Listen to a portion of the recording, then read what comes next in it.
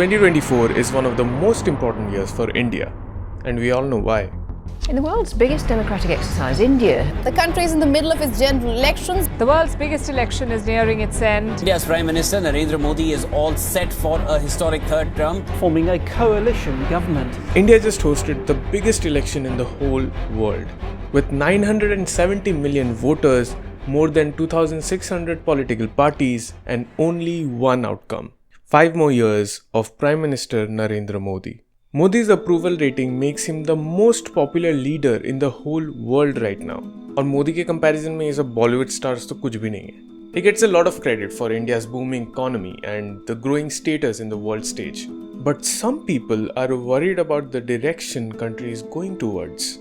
It's voting season and political parties are throwing tons of money into marketing campaigns, blaming their opponents and throwing allegations towards each other.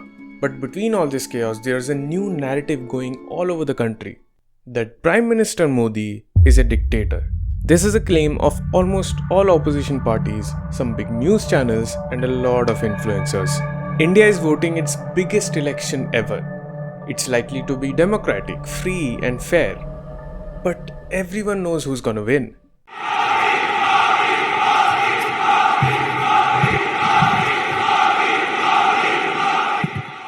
Modi first came to power a decade ago and he still looks unbeatable. It's extraordinary how he became seemingly the only choice in a democratic nation. Whether you are a BJP supporter or not, you have to agree that after 2014, suddenly a wave of pro-Hindutva came into the country after the rise of BJP. And as soon as Hindu empowerment happened, many negative thoughts against Muslims also started circulating. India in 1947 was founded as the world's most diverse country. But how did we come from this? Wherein shall be guaranteed and secured to all the people of India justice, social, economic and political, equality of status, of opportunity, freedom of thought, expression, belief, faith, worship, vocation, association and action. Adequate safeguards shall be provided for minorities, backward and tribal areas, and depressed and other backward classes. To this. हम सब एक धर्म युद्ध की तैयारी कर रहे हैं. हिंदू अलग संस्कृति है, मुस्लिम अलग संस्कृति है. दोनों एक साथ नहीं रह सकती. दो संस्कृतियां कभी एक साथ नहीं रह सकती हैं. ये टकराव होगा. 100 years after the rise of leaders like Hitler and Mussolini, we are again witnessing a rise of dictators all over the world. Few examples of these kind of elected autocrats could be Russia's Vladimir Putin, Turkey's Erdogan, Hungary's Viktor Orban, Brazil's Jair Bolsonaro, and former US President Donald Trump. These leaders, along with Modi, have a lot of similarities, including how they present themselves as the savior of the nation. In this video, we will discuss how the Modi government impacted the Indian mindset culturally and its consequences for the country's political and social future. And trust me, I'm not just gonna diss the government and say कि BJP galat hai. I will draw evidence from academic psychology and historical proof as well as my experience of being an Indian citizen. Well, the ultimate question over here is, what is a dictatorship? Are we really under a dictatorship? And if not, what is the current state of our country? Alright, let's start with what actually is a dictatorship. American psychiatrist John Hockman proposed an idea that is often used by dictators, and he called it mystical manipulation. Let me tell you his exact words. This phenomena, where the dictator or the leader of the cult claims to have higher purpose, which is essential for the future of the people, and the leader also claims to be chosen by God, the universe, or something supernatural. Sounds familiar? प्रधानमंत्री इस देश के भगवान विष्णु का अवतार है. हमारे जो प्रधानमंत्री हैं वो साक्षात श्री राम का अंश हैं. तो मेरे विचार से राम का अवतार है इनका. वो हमारे लिए एक अवतार है. वो एक साधारण मनुष्य नहीं है. मैं कन्विंस हूँ कि परमात्मा ने किसी पर्पस के लिए मुझे भेजा है. Some people have even built temples in places like Pune, Gujarat, and even in Tamil Nadu. And I'll tell you something very interesting. Even Adolf Hitler was compared to Jesus at some point. Hitler's entry into politics was compared to resurrection of Jesus, and that he has come to save Germany from the outrage of World War II. Now let's see how historians define dictatorship. Historian Stephanie Smith says that in a dictatorship, absolute or near absolute power is held by a single individual who is free to impose their ideology on the society. Muammar Gaddafi, for example, who was a dictator of Libya, initially he presented himself as a revolutionary hero. He used his position to target and torture opponents, did mass violence against everyday people, and built a lot of wealth in the process. अब आप पूछोगे कि how can a dictator rise to power in a democratic country? There has been few modern dictators who were initially elected democratically, then strategically accumulated control over the country. Vladimir Putin is a great example of it. He first got elected and then he said that there will be no elections. If you know Dr. Subramaniam Swamy, he's a Harvard graduate and a former Minister of Law and Justice from BJP itself. Look what he has to say about Modi. PM Modi is reinstated as the Prime Minister. What do you think his moves will be over one year? Well, he will be making sure that there's no more elections for a long time. As in elections will be... Yeah, it will be postponed. Because then he will think now the country is totally with him and he can do what he likes. You just read Germany of 1935, 32 to 37 rather. Same mentality. Started off as a Democrat and then he saw this huge wave of organized crowds.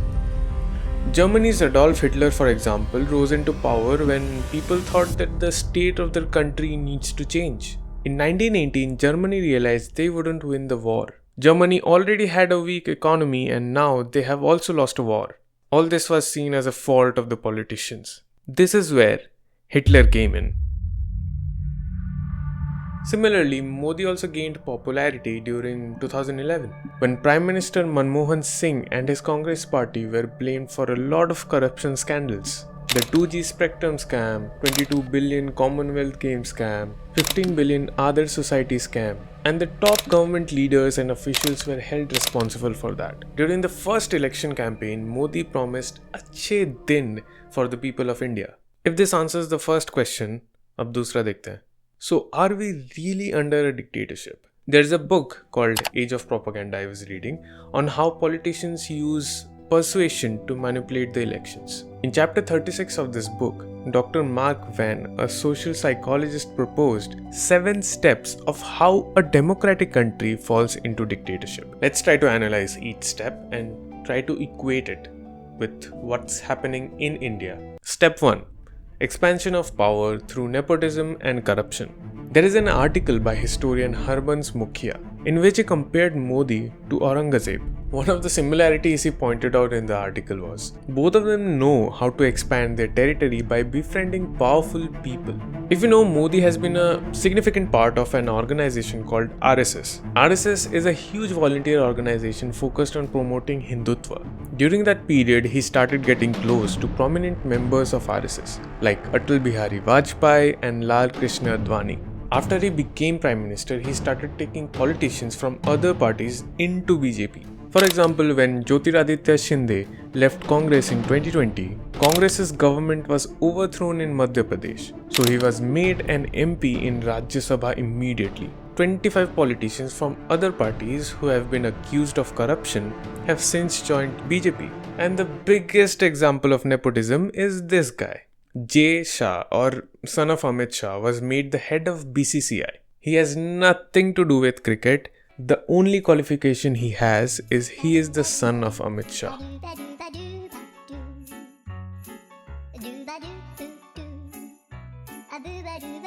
ये लोग तो nepotism में बॉलीवुड से भी आगे है.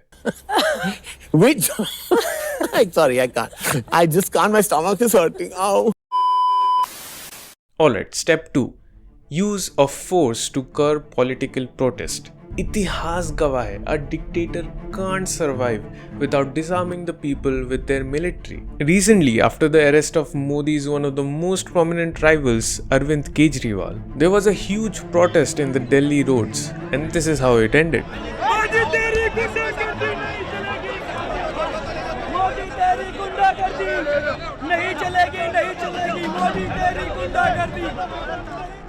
During a visit to Bangladesh, there was a lot of protest against him because of his narrative of anti-Muslim in India. Police carrying batons and shields fired rubber bullets and tear gas at the protesters. At least 4 people were killed and 8 people were brought to hospital. This is what happened when people from Kashmir raised question about India's governance. And as always, it did not end well for them. Another example is the protest against the chief of India's Wrestling Federation, Brij Bhushan Sharan Singh, who happens to be accused of sexual harassment, mental harassment, and even financial corruption. Many veteran wrestlers who have represented India in the world stage protested against him, and this is how they were treated. Step 3. Establish a promise of providing something. Today, India is the 5th largest economy. And India will be the 3rd largest economy soon. After Modi made that promise, India has already overtaken Britain to become the 5th largest. But there is a catch. The economic boom has little to no practical impact when it comes to the per capita income of the country. Right, so India is around $2,500 per capita income. China is around $12.5, $13. Korea is around somewhere between $30,000 and $35,000. So just to give you the context of the distance we still have to cover in terms of the average well-being of the Indian citizen. The job situation is in quite a dire state right now. The human capital quality of the average Indian citizen is not improving significantly enough for our demographic dividend to actually bear fruit. That someone like Russia's President Putin, or when they started out first, they were economic reformers. They were actually sort of reforming the countries and all. When they started out, the longer they stayed in power, they became disasters. Almost like hubris went to their head. Why does that happen? Hubris, arrogance. Yes men around. Yeah, exactly. Look at this report from March. The income inequality in India is highest in 100 years.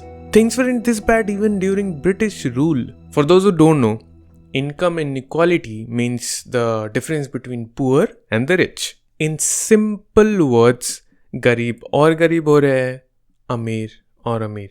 And just look at what Modi has to say about it. प्रधानमंत्री जी, हाल ही में अंतर्राष्ट्रीय अर्थशास्त्रियों की एक report आई Thomas पैकेटी की, जिसमें उन्होंने कहा कि भारत में इनकम इनइक्वालिटी बढ़ रही है. यानी कि जो लोग अमीर हैं वो और अमीर होते जा रहे हैं, जो गरीब हैं वो और गरीब होते जा रहे हैं. कि भारत की इकोनॉमिक ग्रोथ इस वक्त के शेप्ड है, कि ऊपर लोग अमीर हो रहे हैं और नीचे लोग गरीब हो रहे हैं.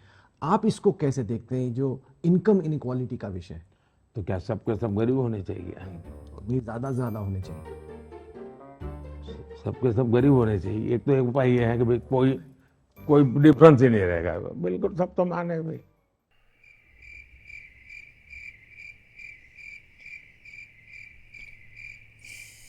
Economist Kate Raworth suggested a term for this, the donut theory. India's economic system looks like a donut with a hole in the middle. So imagine this donut with all the sugar, resources and money flowing outwards. But in the hole in the middle of the donut, that is the place where people don't have enough resources to meet their essentials of life. It's where people don't have enough food or healthcare or education or housing, etc. etc.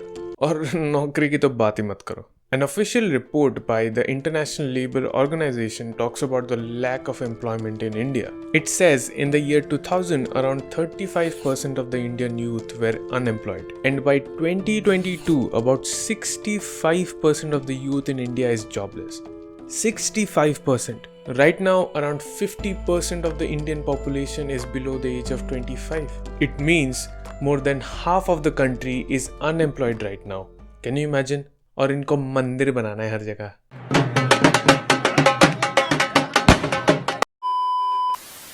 Step 4. Get rid of your political enemies. Modi has this image of a spiritual man who is practically like a saint. But the charges politicians are facing nowadays seems to have a pattern. Delhi's popular Chief Minister Arvind Kejriwal was arrested accused of financial crimes just before the elections. Authorities have taken several such actions against opposition politicians, which seems to happen just before state or national elections. Wow, Modi ji, wow. Wow, wow. The Chief Minister of Jharkhand is in jail, the Chief Minister of Delhi is in jail, and the accounts of Congress have been frozen so that they can't fight financially too. There's a term in our Bengali called Khola Mathe Gol Dewa, which means scoring a goal in an empty field. If you have a match, you have a football match, let's say, so one side is half the players have been shown red cards and sent off the field. That's what's happening right now. Do BJP cadres also face these kind of investigations? No, they don't. They don't. I mean, those who have been recruited by the BJP, the investigations have gone away. According to a report by Indian Express, 95% of the politicians raided or arrested by the CBI since 2014 have been from the opposition parties. And not only politicians, news channels and media companies also face challenges when they speak against him. India is in the 159th rank in the World Press Freedom Index. Press freedom in India is almost as similar as countries like Russia, a country which is under a dictatorship of Vladimir Putin. Step 5. Create and defeat a common enemy. Dictatorships feed on wars and external threats because this is how they can justify their actions. And most of the time, they target a minority group. It doesn't matter who the minority group is. It just needs to have something that people can direct their fear and anger towards. According to opposition, BJP is trying to suppress Hindutva supremacy to the minorities, where Narendra Modi is often depicted as Hindu Hriday Samrat, which means king of Hindu hearts. The same thing was done by other dictators as well. Like Hitler was portrayed as the savior of the nation against those who humiliated German people. The dictator of USSR, Joseph Stalin, was portrayed as the fatherly figure who will protect the social values of the Soviet Union. People started to consider Turkey's Erdogan as Islamic caliph, and Putin is still considered as a superhero. Many Russians even feel that Russia will not be able to survive without Putin. In a dictatorship, the majority ethnic or religious group is said to represent the real, true essence of the nation, and the leader is said to embody the essence of the majority group. On the other side, the religious or ethnic minorities, such as Kurds in Turkey, Jews in Hungary, or Muslims in India, are said to be disloyal or antithetical to the nation. Despite India's history of tolerance, it also has a history of religious violence, deadly unrest, and devastating riots. But in recent years, there has been a sharp increase in attack on religious minorities by Hindu nationalist groups. On the streets of Delhi, policemen assaulted Muslims offering prayers. Just outside Goa, a Muslim man was beaten by a mob forced to chant Jai Shri Ram. And in Jaipur, Muhammad Asghar Ali was amongst 3 Muslim passengers shot dead by a railway policeman on a train. The constable was filmed standing with foot on Asghar's bloody body, and he says, "If you want to live here, vote for Prime Minister Modi."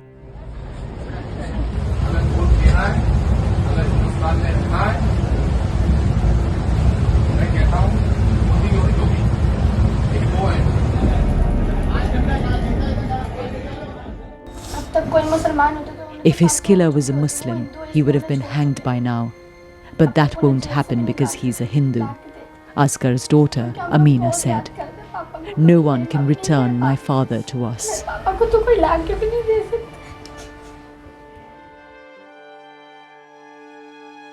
In 2019, the BJP passed the Citizenship Amendment Bill. This change made it even harder for Muslim minorities to become Indian citizen. It states any person belonging to Hindu, Sikh, Buddhist, Jain, Parsi or Christian community shall not be treated as an illegal immigrant. Muslims are not included in this and they will have to follow the old rules. This bill resulted in some of the biggest protests against the Modi government. The protest in Delhi lasted over 3 months, even led to riots in the capital city. 53 people were killed and most of them were Muslims. Now, even during Hitler's rise, people were made to feel that Jews are the reason of everything like economic decline or corruption in the country. On September 15, 1935, the Nazis passed a series of notoriously racist laws called the Nuremberg Laws, which stripped Jews of their German citizenship, removed all of their political rights, and legally institutionalized their persecution. India has a huge majority of Hindus and they account for over 80% of the country. I would say the defining moment where it all started was in 1992 in the city of Ayodhya, when the RSS along with other Hindu groups demolished the historic Babri Masjid. Hindu nationalists believe that the 16th century mosque was built on a site of a Hindu temple. The destruction of the mosque led to Hindu-Muslim riots that killed over 2,000 people, and 32 years later Modi built that temple. Not only that, Modi placed himself at the center of the celebrations, getting all the credit.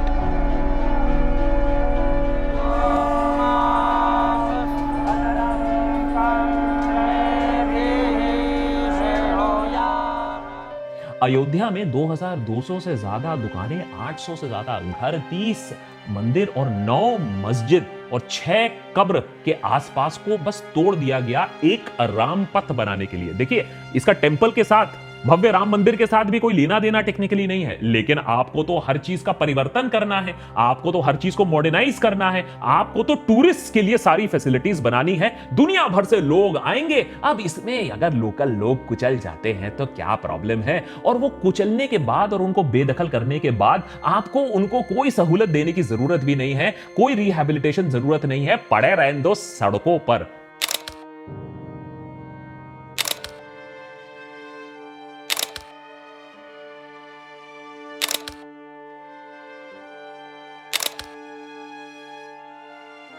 But how does Modi make people fight among themselves? To renowned psychologist Muzaffar Sharif and his wife Caroline Wood Sharif did an experiment and established a theory around this. Realistic conflict theory. This theory explains how conflict arises as a result of competition for limited resources such as money, power, military protection, or social status. This helps us understand the reason of discrimination against outsiders, which escalates during shortages like the shortage of jobs we are facing right now. And Narendra Modi is doing exactly that.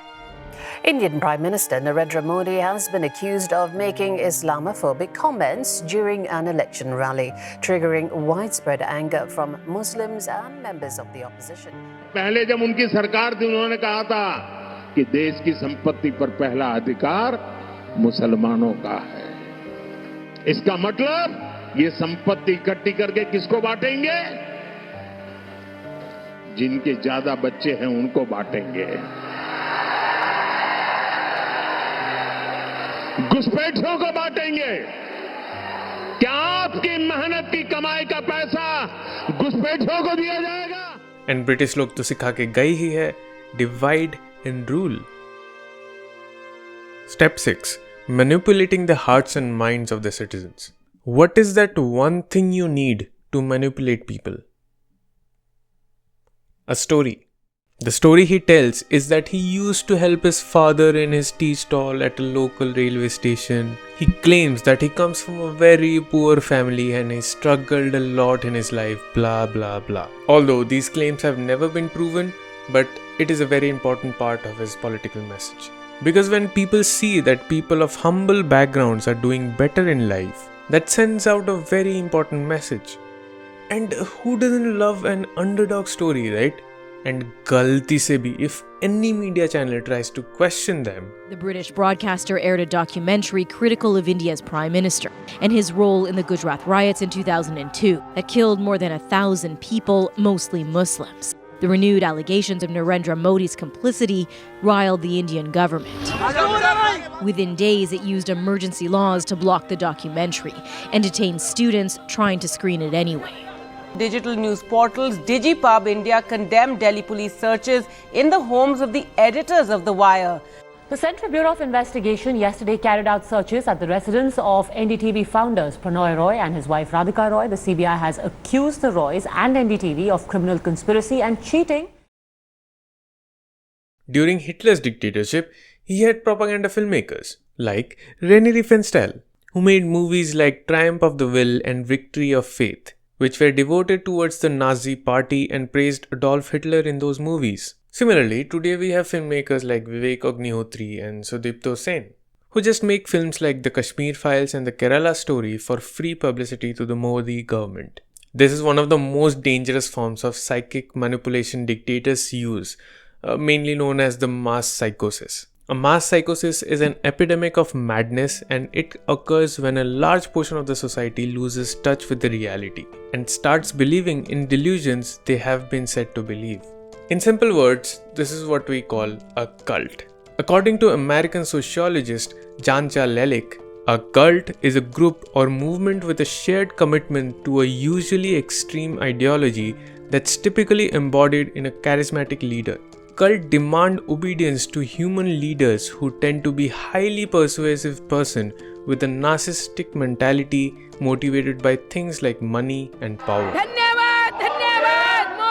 And a cult environment discourages critical thinking, making it harder to give your opinion when everyone around you is showing absolute faith. Finally, step 7. Create an ideology to justify your actions. Now, there is always a core symbol or an ideology in a dictatorship. For example, Hitler followed the ideology of Aryan supremacy. ISIS founders also used Islamic supremacy, and Stalin was on the side of socialist supremacy. Russia's dictator Vladimir Putin claims that he is protecting the Russian ethnicity. Iraq and Syria's ISIS were also ruling on their Salafi Islamic Caliphate ideology. So basically, without ideology, a dictator can't establish control over the people. As I told you, Modi joined RSS at the age of 19.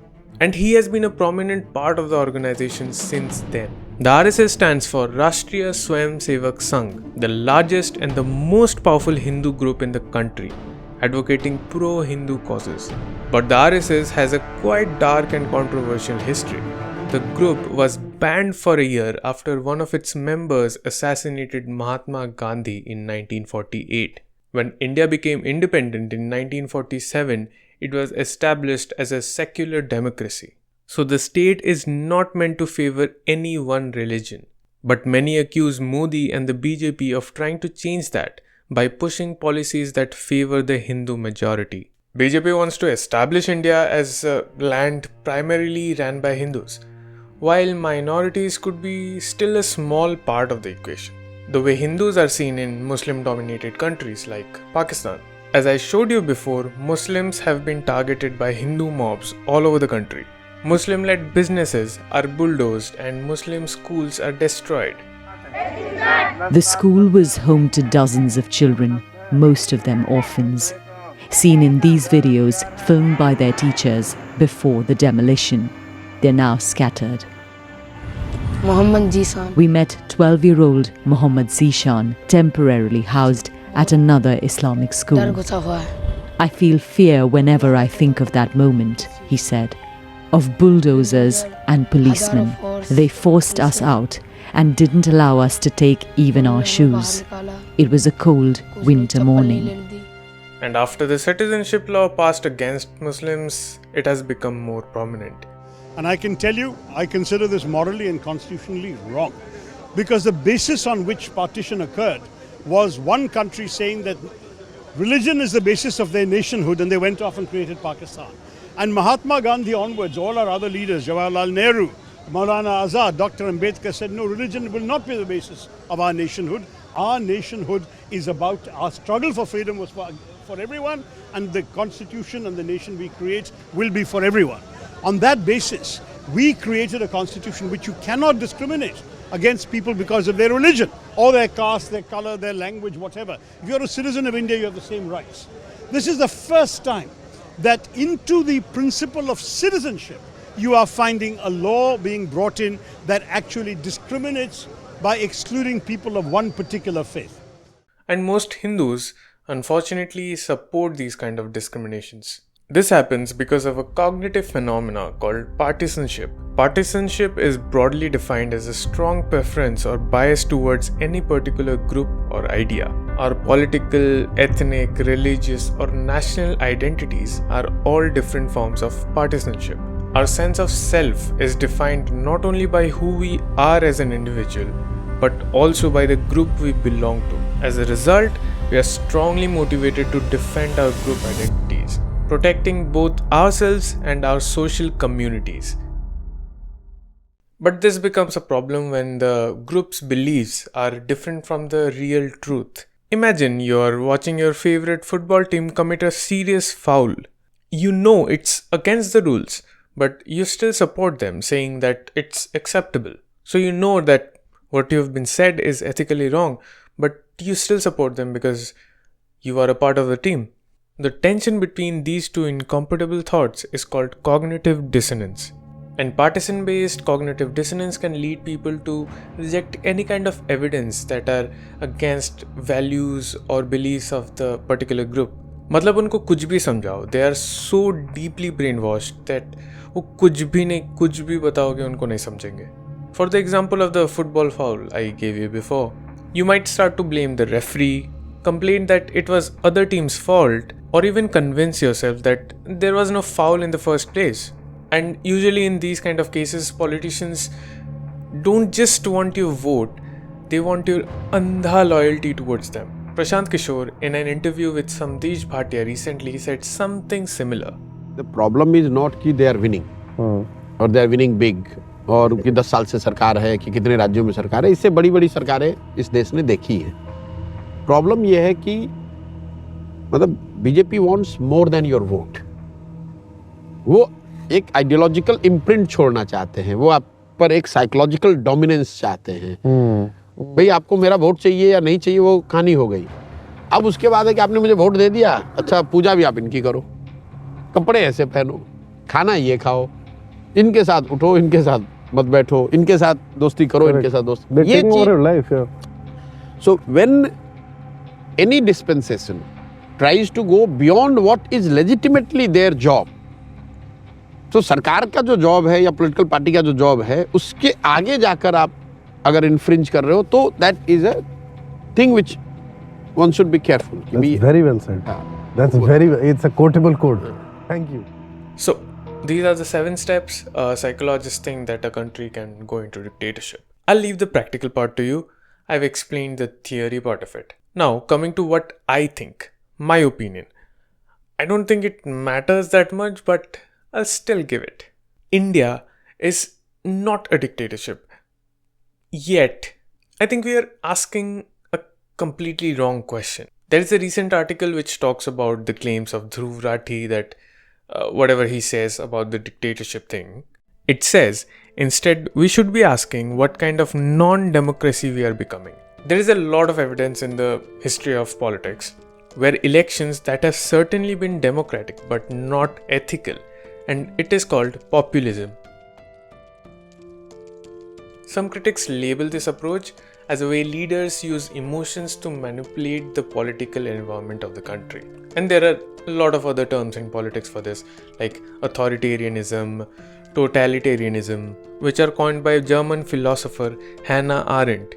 And in her 1951 book, The Origins of Totalitarianism, she says these kind of governments use fear and violence to increase isolation, and participating in such campaigns become the only way to have a sense of identity and community. But to be honest, one can't blame Prime Minister Modi totally. He's just acting as a medium for many of us to unleash our inherent ego and oppressive attitude. While building the so-called modern civilization of tall buildings and cities, we are unknowingly failing the socialization process. And I repeat, इतिहास गवाह है. Leaders like Stalin, Mao, Hitler, Putin, have always been harmful for the country who encourages them. A Modi victory obviously seems likely, but the question is, by how much? Perhaps the right question is, what is actually Modi's goal? Power? Money? Or something else? Some men aren't looking for anything logical, like money. They can't be bought, bullied, reasoned, or negotiated with. Some men just want to watch the world burn.